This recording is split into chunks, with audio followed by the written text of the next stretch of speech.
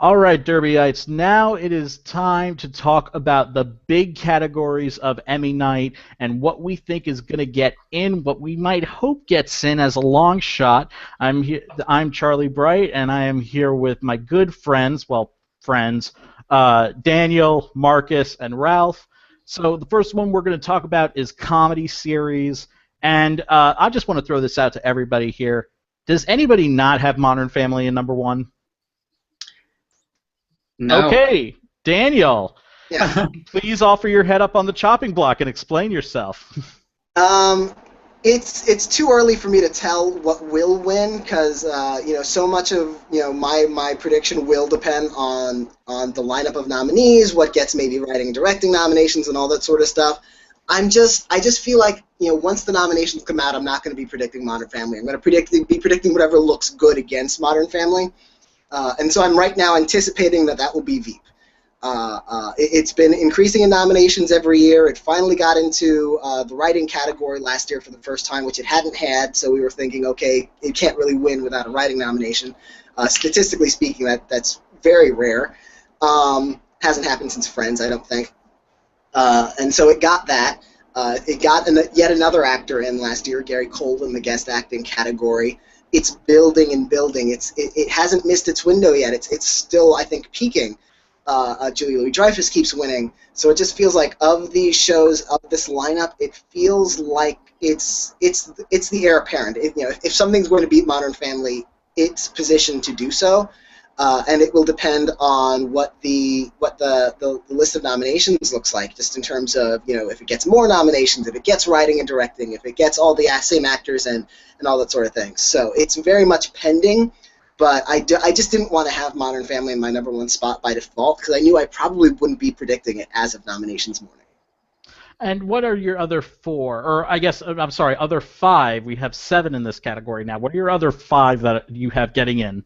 Well, this is a tough one because I feel like there are 6 that I feel like are relatively safe, and then there's one that it just could go in any direction. So the ones that I think are fairly safe, I have Silicon Valley in third. I have Big Bang Theory coming back in, and I have Louis coming back in, and then I have Transparent entering the picture, and those all feel sort of like the default. Like it's definitely possible that Transparent won't get in, but Amazon sent the entire season to Emmy voters, so they won't have trouble finding it. So that won't be a problem for the show. But you never know. Those Emmy voters might be hoarders. They might have trouble finding it. Well, that's true, but it's that 7th slot. I keep moving something different into there, and I'm never confident about it. I've had Blackish in there. I've had Grace and Frankie in there. At the moment, I have Unbreakable Kimmy Schmidt in there, and I'm not confident about that, but I feel like, okay, if everything is extremely divided and this could go in any direction, it does have the slight edge of being that Tina Fey production, and Tina Fey is sort of a god to Emmy voters and to the industry. So, it's not a sure bet, but that's what's there right now. I can't promise it'll be there in an hour. Now, Ralph, I know you have some very positive thoughts about Veep and this category, but do you have Veep getting nominated? Yeah, I have Veep. I mean, I'm not a fool. I have Veep getting nominated. I think where it helps, where in terms of where it helps to actually have watched the show, and like Daniel, I think anybody who's not like a hardcore like Veep fan knows that this year was not a very good year for Veep. They had a lot of really sluggish episodes. I thought last year they were good, and I was thinking maybe last year they had a chance to beat Modern Family because it was good. This year, though, I mean, they had maybe 2 episodes that were good. I thought they had 1 episode that was just god awful. So I don't have them up at the top as a challenger. I think if anybody's going to challenge Modern Family, it's going to be Silicon Valley. So I think that show was absolutely phenomenal this season. It was funny, and it's probably HBO's best comedy on right now. But I still think, I mean, the Modern Family train is huge, and I'm with Daniel in terms of having 6 in there, and then that 7th slot. I don't know. I had Grace and Frankie in there. Right now, I have. I have the comedians. Okay, so you're saying your 6 were Modern Family, Silicon Valley, Veep, Big Bang, Louis, and what was in that other 6th slot? Transparent. Oh, okay, Transparent. All right. Yeah, and then only because they shipped out the whole season to Emmy voters, and because there's really nothing else, and I mean nothing else that I could see feasibly getting nominated. There's a lot of contenders in there, but that has the most kind of oomph to it. And then I've got, like I mentioned, I have the comedians in there right now, but I may switch that as we go through the rest of this because I just don't know what's going to get into that last spot. You're betraying your darling show, Jane the Virgin. You don't have it in there? I just don't think. I don't know. I don't. I would love it to get in there. I just don't know if they're going to take. I think they'll take the star big enough, Gina Rodriguez, just because of the impact she's had socially. But I don't know if they'll take the show with that title as seriously or I mean I don't know. I hope it gets in. I had it in there before, but now that I moved Transparent in, I'm more confident about Transparent getting in than I had been previously. I had to take it out because I just don't. I don't know if they're watching it. If they're not watching it, they're not gonna vote for it. I mean, I don't think the title should be held against it. Desperate Housewives got in, and that's just a crazy ass title. Yeah, but that's an ABC show. I mean, this is a CW show. It looks like a teenage show. ABC show had Terry Hatcher and Felicity Huffman and some pretty big names attached to it. So I think it's a little different. And I'm not saying the title is bad. I'm just saying the call letters I think are what are really going to hold it back, which kind of puzzles me because we're talking about Transparent getting in there as Amazon Prime, and that's never had a nomination before. So to all of a sudden think that Amazon Prime will jump a network in terms of getting in, more Emmy consideration is kind of baffling. But they have Jeffrey Tambor, and it's it's a show that's gotten in everywhere. Now, Marcus, tell us what you think about this race, about what you think could be the potential challenger to Modern Family, and what else you got in there. Well, I'm the biggest Veep fan in the world, but even I'll admit season 4 just not my favorite. And it's kind of similar to House of Cards, which we'll talk about later. Both vice presidents became presidents on these shows, and it's so much story potential. And to me, both shows didn't live up to that potential, which is really, really sad and disheartening. I have Veep in 3rd place, though. Modern Family, of course, is number 1. And number 2, I agree that Silicon Valley is a really, really viable candidate here. If you watched our other Slugfest we just did, I have Thomas Middleditch winning Best Comedy Actor as well. So maybe it's because I love the show so much. Maybe it's because of the Critics' Choice. And that is when I put Silicon Valley in number 2. When Silicon Valley won at the Critics' Choice Awards, I kind of bumped it up in my Emmy predictions. So those are my top 3. Big Bang is number 4. Louis number 5. Transparent number 6. And then number 7, currently Unbreakable Kimmy Schmidt. But like Daniel, I've also had the comedians in there. I've had Grace and Frankie in there. I don't know if I've had anything. Oh yeah, I did. I had The Last Men on Earth in there too, just because I love that show so much. But I'm worried that Emmy voters may not be watching it. It's weird. That last slot is going to be, I feel like, what we saw at Critics' Choice was in their 7th slot they had You're the Worst, which I loved.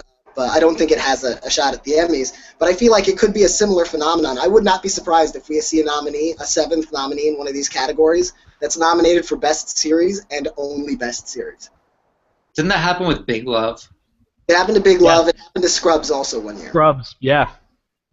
And Charles, to your point on me like going against Jane the Virgin, not against it, but not having it in there. Oh no, it's against it. Don't try to hide it. It puzzles me as well because I have Transparent in there, right? But Jane the Virgin got a Golden Globe nomination for Comedy Series. It got a Critics' Choice nomination for Comedy Series. And it's got Program of the Year nomination and Outstanding Comedy Program at the TCA. So it's gotten everything that some of these other people that I have in there. It's just that CW tag that's really holding me back. And I wish it didn't have. If it was on ABC, I'd have it in there, maybe potentially winning. But if it was on that CW tag, yeah, or Netflix, yeah. Exactly. And so it's weird and it's sad that because of the CW, we're holding it against the show, or we think Emmy voters will hold it against the show because it's gotten everything you possibly could in order to lead up to an Emmy nomination for comedy series. Do you think there will be a day when we look back at this and we think, why are we not predicting it? Because of the CW? I hope so. That would be a great day. Well, I mean, the thing is, I mean, you mentioned it getting all the precursors, but there aren't really precursors unless you consider maybe the Directors Guild, the Writers Guild, the Producers Guild. Those are actually industry groups. But, historically speaking, we haven't really seen a lot of influence, from the Golden Globes, from Critics' Choice, from the TCA in terms of getting some of those left field candidates in. Like Tatiana Maslany. Yeah, and especially with things like everyone was unanimous except for the industry. Except for even the industry this year got on board with her SAG. So I don't really think those are necessarily predictors of it. She didn't get in at the SAG Awards, the industry group, which is sad. But it makes me sad too because it's not just the CW, it's the WB, it's UPN. And it's not just shows like Buffy the Vampire Slayer that we know are going to be tough sells to a certain demographic of Emmy voters too. Shows on these networks that have been Emmy friendly have not been nominated. Gilmore Girls is geezer friendly. That was never nominated. Everybody Hates Chris. Had Chris Rock attached. Huge critical acclaim. The premiere episode beat Joey on NBC. Like it beat one of the bigger networks. I remember, and that was a big deal. It didn't get any nominations. So even when the shows are Emmy-friendly, they just don't watch they just don't take... They will nominate a cable access show sometimes, it feels like, before they'll nominate a show on the CW, which is crushingly unfair. I don't get it either, but it's one of those things where I'm not going to predict it until I see it happen. Yeah, that's going to change someday. Maybe this is the year where that will change, perhaps. So... I want each of you to pitch me. So first of all, I want to say that Marcus and Ralph, you are absolutely right. Silicon Valley is the one that's going to be the biggest challenger to Modern Family. You crave my approval, don't you? Yes, yes, you do. That's so creepy. Yes. I'm going to do the rest of this interview like this, like I'm on NPR. No, I'm not. You can edit that out, hopefully. But no, do not dare edit that out. No edit. Anyhow, but I want you're right that Silicon Valley is the one. It has the buzz. It really cemented itself not just as a great comedy show, but as a satire, which I think is so hard to do with television. It's hard to be a legitimate satire. That's such a very specific genre, but they nail it so perfectly. And I really think that it's going to increase its nominations this year. I think we're going to see an acting nomination somewhere, whether it be Middleditch or T.J. Miller. The prospect that Daniel raised of this 7th slot that we have no idea, there could be potentially more because of this 2% rule, that we could have 8 or 9 nominees for comedy or drama series. Is there which show? If there's one show that you think could be the show that gets that one nomination but nothing else, what do you think it would be? Daniel first. You know what? Of these shows, I feel like a lot of these shows could get into Best Comedy, and they'll probably get something else. If there's one show that gets comedy and nothing else, maybe it could be Parks and Recreation. It's been nominated before. Of course, it's never been a huge Emmy favorite, but now that it's opened up to 7 slots, it might just slide in there, especially because there's no clear choice of what's getting nominated there. And most of us are predicting Amy Poehler will be nominated for Best Comedy Actress, but we all acknowledge that she's maybe kind of vulnerable. And we also know that the show is almost never nominated anywhere else except for maybe sound editing. And a couple of writing nominations, but only once. So I can definitely see Parks and Recreation taking that 7th slot, and everybody being like, Parks and Recreation nominated for Best Comedy Series, and then they flip through the nominations and go like, where's everything else? That reminds me of when House got nominated for Best Drama Series the first time, but Hugh Laurie was snubbed, which was one of the craziest things ever. Yeah, Marcus, what do you think? As much as I'm predicting Unbreakable Kimmy Schmidt in all of the categories, the fact that it really didn't do well at the Critics' Choice makes me wonder: am I predicting it more than it will get in? Like, I could see it just getting comedy series and nothing else. Even though Ellie Kemper deserves it, Titus Burgess deserves it, John Hamm as a guest star, but there's a chance it'll get the big one and none of the other, smaller categories. Yeah. And I'm looking down the list. Also, maybe, Brooklyn Nine-Nine could be in that same situation. But then again, Andre Braugher, he was nominated last year. He could get back in too. Ralph, what do you think? For a comedy series to only get one nomination being a comedy series, I'm thinking, something like Blackish could do that. We are saying our what we believe is the real only potential for an actor on that show to get awarded is probably Anthony Anderson. But you've got a show that's right after Modern Family, and with comedy actors being kind of packed, I think it's got a great shot to get in a comedy nomination, and that's it. You're writing. Someone's got a. I think it's me. Going on. Hold on. It's always Marcus. Marcus is always the problem. All right, I will make a note of that. I was looking down. I'm looking at our projected nominees and their placements and everything with the combined odds and everything. And I don't know why, but there's this one show that just jumped out at me, and it's Broad City. And for some reason, that's a show that I think that's one show that we could see it get that one nomination because it's got a base there. We know that there's this base that really, really likes it, and it could get that one, but nothing else. Well, it's got a base. I don't know that it's got an Emmy base. It's got a very passionate following, but it skews very young. It's Comedy Central, but it's not old guard Comedy Central like Jon Stewart or Stephen Colbert. It's and not in terms of quality, but in terms of the demographics. It's much more in line with the workaholics kind of thing. And if it were a variety series, which it's not, it's definitely a continuing sitcom. But if it were a variety series, I'd say it'd have a better shot. Okay. So before we wrap up comedy series and move on to more serious fare with the outstanding commercial category, we will. What do you guys long shot hopefuls? What do you guys? The Last Man on Earth. Come on, Emmy voters, do what's right. Nominate this. This is the best show to come around in like a decade. Do it. Okay. No, I agree. That's a really good show. What? Anyone else? Looking. Best comedy of the season, really in a tough fight for best show of the season.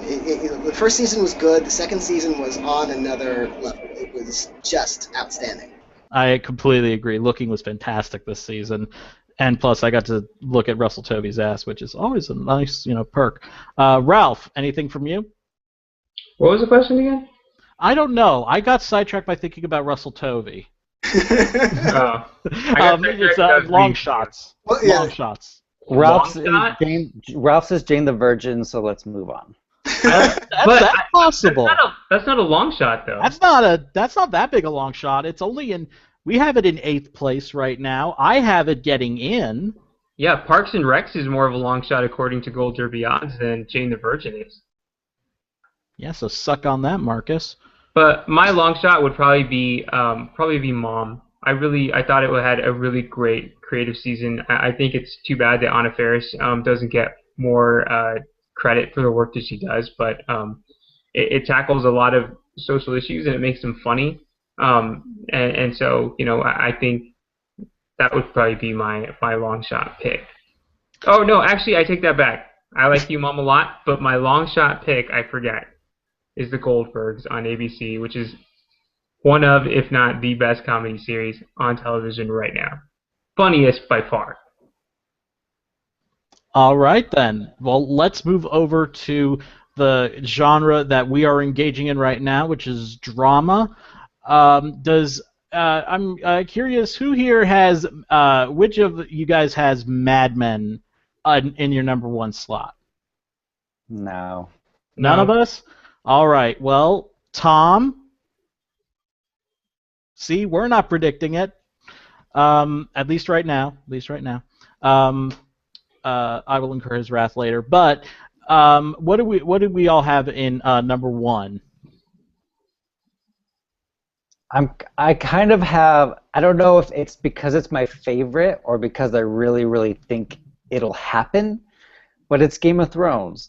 And look, before you say anything about the fantasy bias, Lost won, and Lost was a fantasy sci-fi show, so I'm I not don't Tom. I'm not going to bring that up.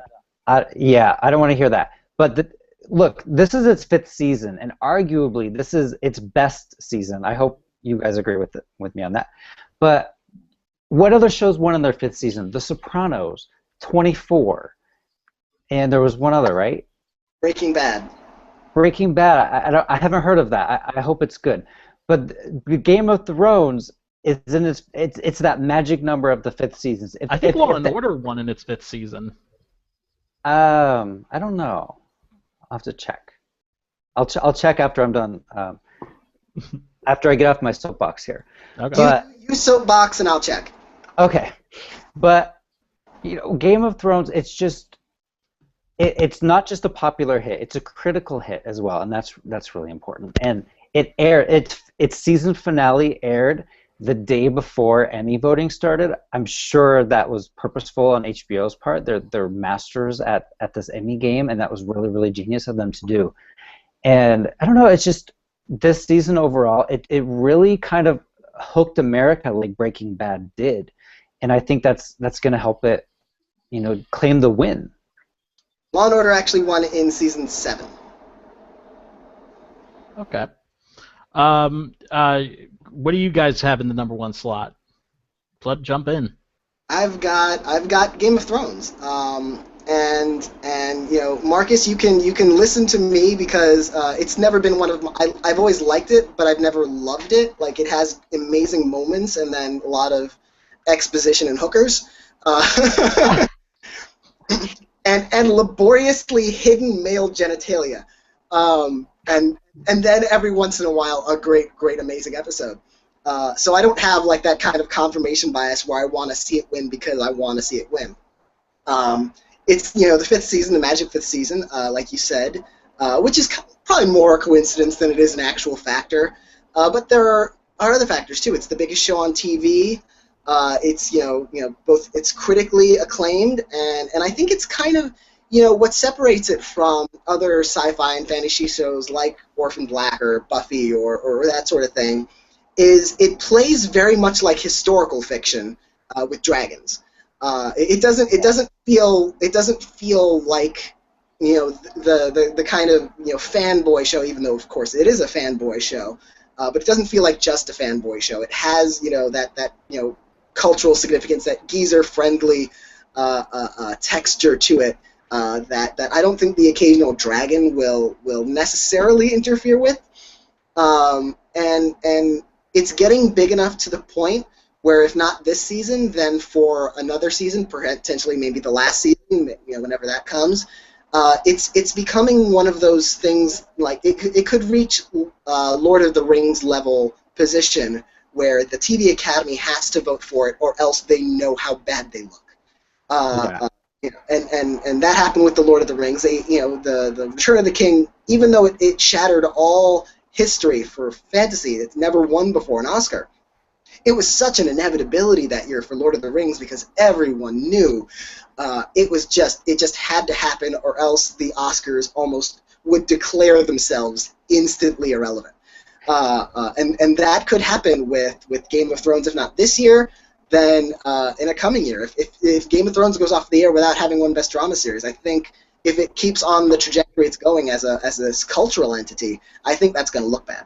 It's like when the Golden Globes gave Breaking Bad the win in its final year. If they didn't do it then, it's like they would look like idiots for never rewarding the show. Ralph, what do you got winning?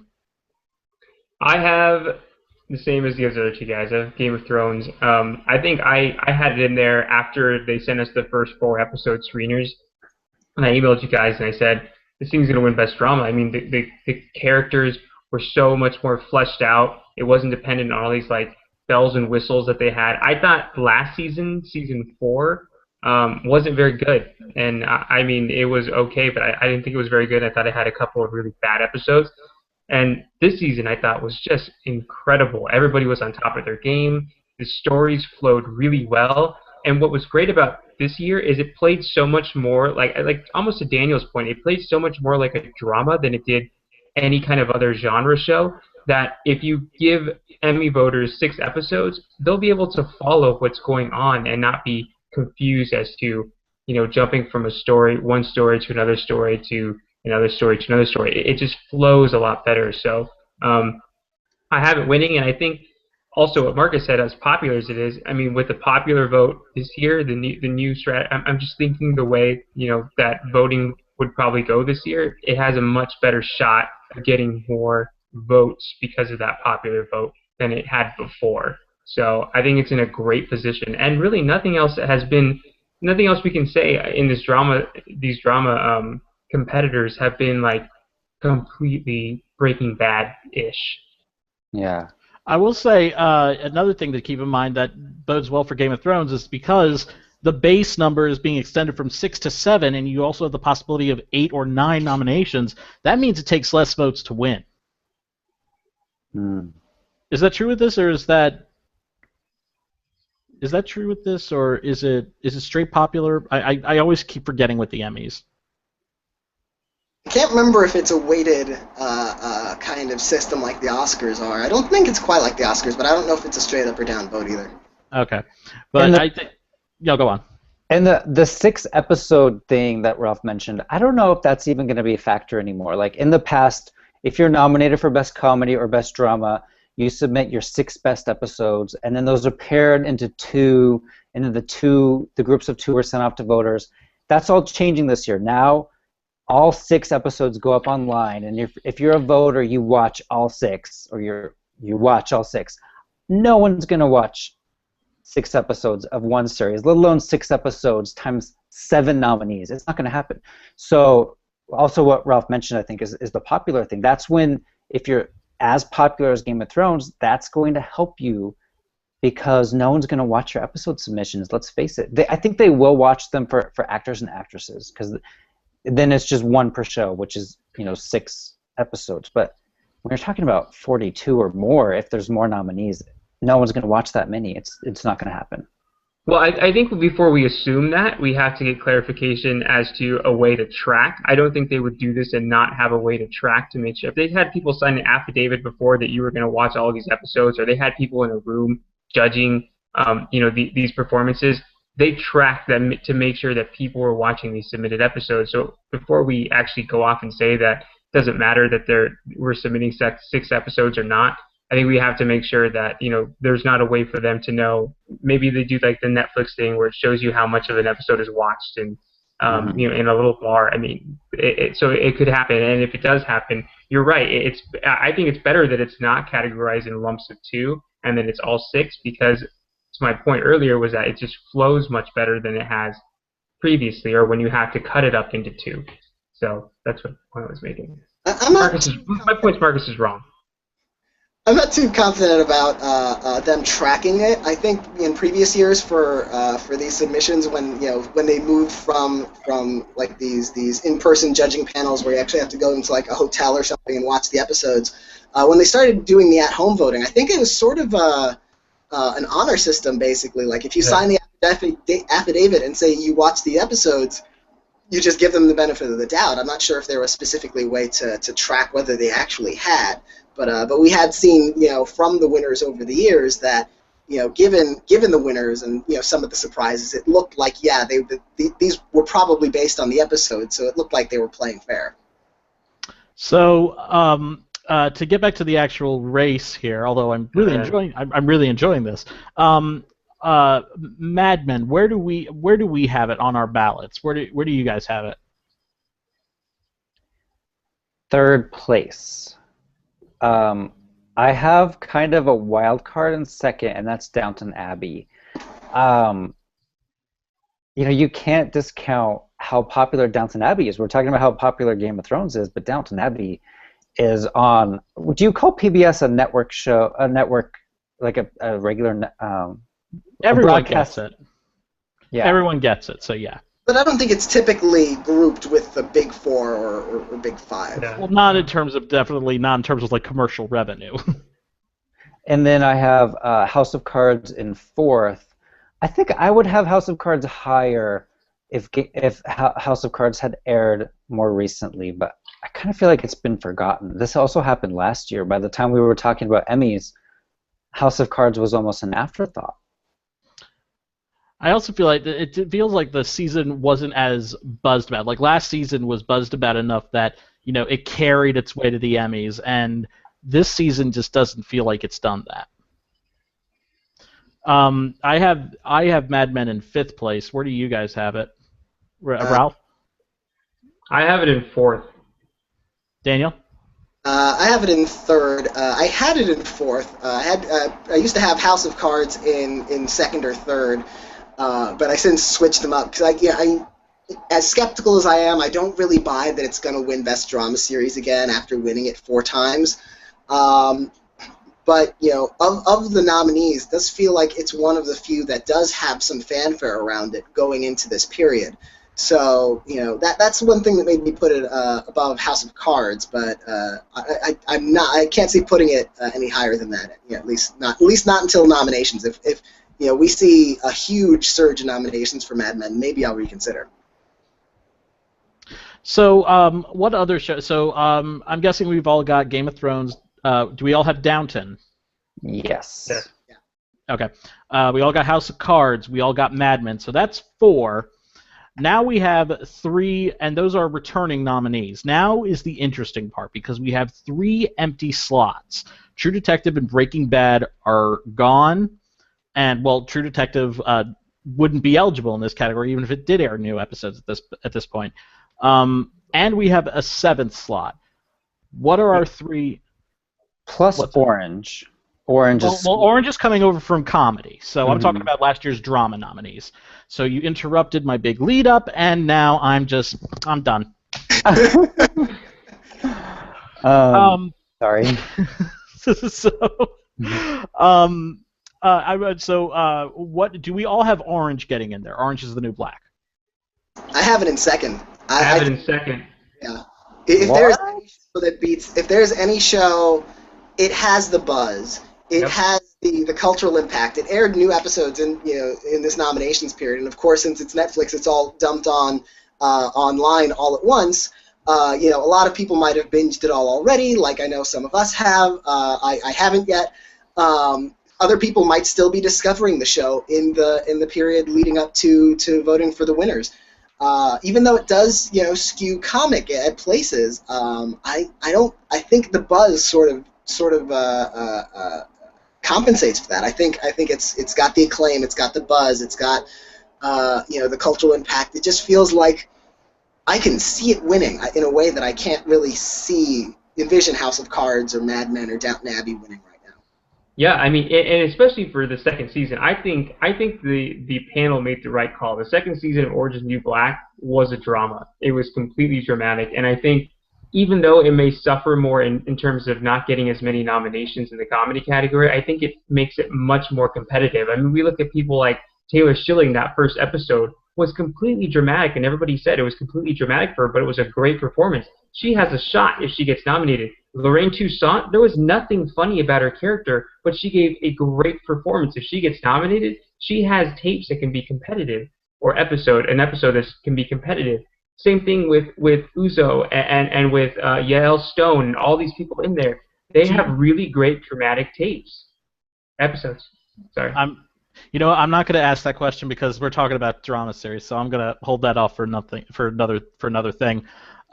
We can discuss this in the afterthought. So we all have Orange is the New Black getting in there, and yes, the second season was so buzzed about, and I still hear people talking about how much they loved that second season. Is there any chance people might get confused thinking that they're voting? I don't know. When it comes to the series category, Can, assuming that this online voting thing does not have a thing where they make sure you watch every single episode of the 6 submitted episodes for all these shows when voting for the series category, assuming that they're not doing that, is there any chance that the voters might think that they're voting on the current season, the one that just debuted last month or this month on Netflix? Yeah, I don't give Emmy voters a lot of credit in terms of the actual Emmys, which sounds really bad. Many of them may not even know that it's switched categories, which is really sad, but it's probably true, to be honest with you. Some of them may think they're voting for season 3 instead of season 2. And I'm going to put my Tom O'Neill hair on, which is like a brown cactus, kind of. And I don't think Orange is the New Black has enough snob appeal to even be in the conversation. I mean, the shows that win this, they're about lawyers, they're about, you know, ad executives, and this is about prisoners. I don't think that it will play to the same, you know, Emmy demographic as some of these other shows. Well, I will say the past 3 years we've seen the 2 shows that have won over the past 3 years definitely don't fit that. With Homeland, yes, you have the CIA element to it, but you also have, you know, someone who's, you know, a terrorist, someone who's trying to destroy America from within, those bastards. And unlike what Donald Trump says, he didn't come from Mexico, so that was very surprising. And we had the past 2 years we've had Breaking Bad. We also had 24 win this, you know. So and that was, you know, a gritty, violent show. Yeah, and you're predicting Game of Thrones. That's not a lawyer show or any procedural show. It's about kings. It's about a kingdom. But here's the thing. I think we need to specify, you know, snob appeal. I think there are 2 kinds of snob appeal. I think there's the, oh, I see rich people living in wonderful places. I can relate to them because I'm in the TV Academy and I'm rich and I have servants and all that sort of stuff. That's real. That's very real. Sadly, it's very real, as like shows like Roseanne and My Name is Earl and Justified can attest. That factor is real. But then there's the other snob appeal, which I think is what helped The Sopranos, it's what helped Homeland, it's what helped Breaking Bad.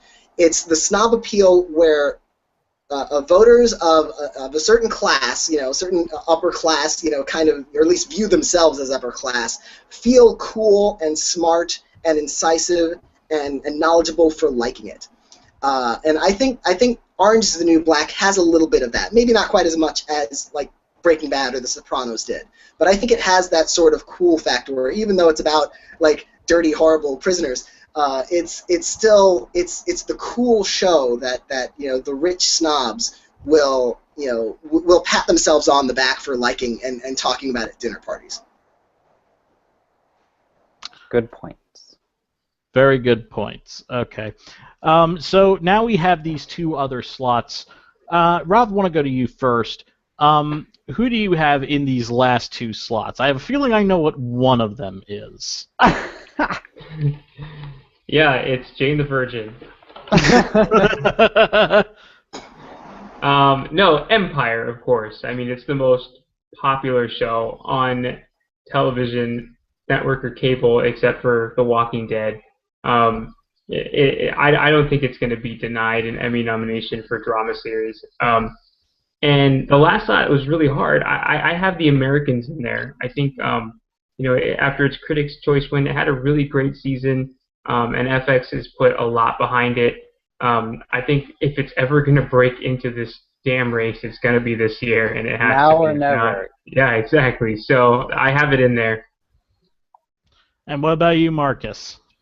I'm just copying my buddy here. I have Empire and I have The Americans, and I put The Americans in there after the Critics' Choice. Previously, I had The Affair because I thought maybe the Golden Globe win would help it at the Emmys, but I feel like maybe The Americans might have a better shot because it's more relevant, more current. Even though it's a show in the 80s, it's more current than The Affair. And what about you, Daniel? I agree on Empire. I don't have the Americans in there. I want to have it in there because it's one of the two or three best shows of the last season. I'd love to see it get in, but I'm very pessimistic. I think Empire is too big to fail. I don't think they can deny it, even if it's not their cup of tea. I can see it getting nominated this year and then potentially never again. Depending on next season, of course. But in that seventh slot, I'm actually being pessimistic, and not because it's a bad nominee, but because it's not an exciting nominee. I have Homeland coming back in. They dropped it last year because everyone agreed that last season with dragging out the Nicholas Brody storyline, no one liked that last season. Season 4 was a market uptick in quality, so much so that it even got back into the Critics' Choice. And once the critics move on, they usually, like we saw in Modern Family, they don't nominate that anymore. They brought it back into Best Drama Series, and with a seventh slot, with that uptick in quality, I think might just slip back into the race. That's true, and you know what? That happened with Lost. Lost won in season 1, and then just like Homeland, and then Lost was kind of forgotten by the Emmys, and then it came back. I think in season 4, right? It was season 4, but I will say the Lost is on another thing because it was such a shock when Lost didn't get nominated for the second season, even though it screwed up its process because of the new voting process. They had to submit an episode, and they did not submit a very good episode to the blue ribbon panel that determined the nominees.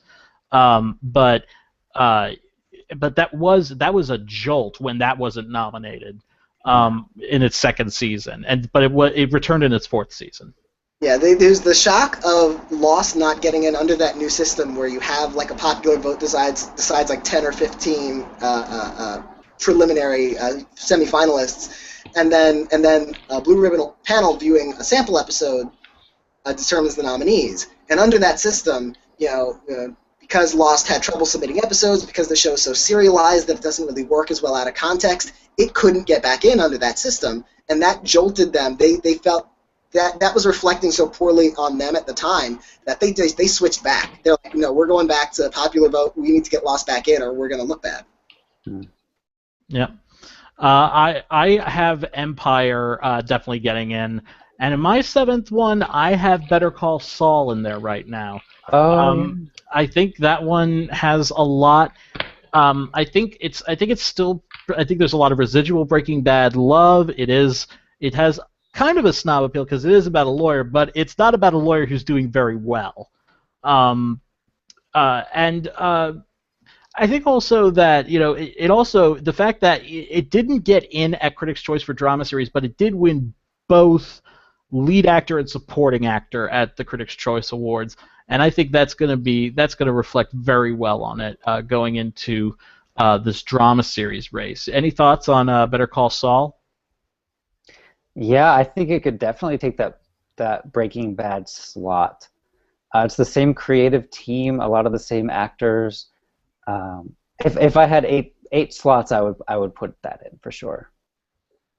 Yeah, I think it's a great call. It's kind of funny too because I've been thinking about the show recently because there's a huge campaign. It's on billboards all over the place out here, and I remember watching the show and just some of the hours were just so boring. They were just so long, and it was like, come on. But after the show ended, I was able to think about it more, and it kind of sped it up in my head. And the show's actually pretty good. It's a pretty good drama. And I think it's because I made it faster in my head, thinking about all the cool things throughout the season.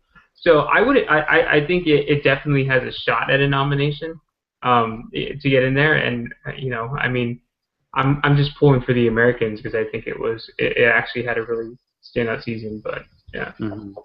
Yeah. And sorry. No, I was just going to ask Daniel what he thought. Do you have anything to add on that? Yeah, I think it's possible. I think it's currently in our seventh slot in all our combined predictions overall, and that doesn't surprise me. Could have that carryover from Breaking Bad. The one thing that I think hurts it is that this particular character and this particular origin story, the way it developed in season 1, it doesn't have the same kind of urgent event feel that Breaking Bad did by the end of it. It's very much a lot of laying of groundwork, and a lot of him like petty squabbles with this law firm, and then there's this big storyline with Mike Ehrmantraut, but it's not like there's no big driving arc in that. There's nothing at stake. Exactly. It doesn't feel urgent in the same way. It doesn't feel like it's building to some kind of Shakespearean grand place. And the Saul character, just as a character, it doesn't have that grand Shakespearean quality that Walter White had also. So I think that hurts it. I don't know if it hurts it enough. I mean, there are 7 slots, potentially 8 slots with the 2% rule, and it has a lot going for it just in terms of continuity from Breaking Bad fandom. So yeah, it could absolutely get in. What were you going to say, Marcus? Other shows that Gold Derby is predicting overall are The Good Wife, Outlander, Sons of Anarchy, Justified, Masters of Sex, Bloodline. I mean, with 7 or 8 slots, any of those could get in. How to Get Away with Murder, The Blacklist. It's a really good year for dramas. Well, I was about to wrap this up, and I was about to go into that area. Are long shots? Any long shots that we're hoping for? Well, I mentioned this with. Okay, Ralph, you had the worst funny face that I just saw with your eyes bugging out there. That was hilarious. To people that are listening to this on the podcast. But please, Daniel, go on. Now, I mentioned with Best Drama Actor Aidan Young, and I'm going to say Rectify here for Best Drama Series. Also, I think it was the best drama of the last season, along with right up there with the Americans and Masters of Sex, and all of those shows are not all long shots. A couple of you were predicting the Americans, and it does have a shot. I think even Masters of Sex has an outside chance.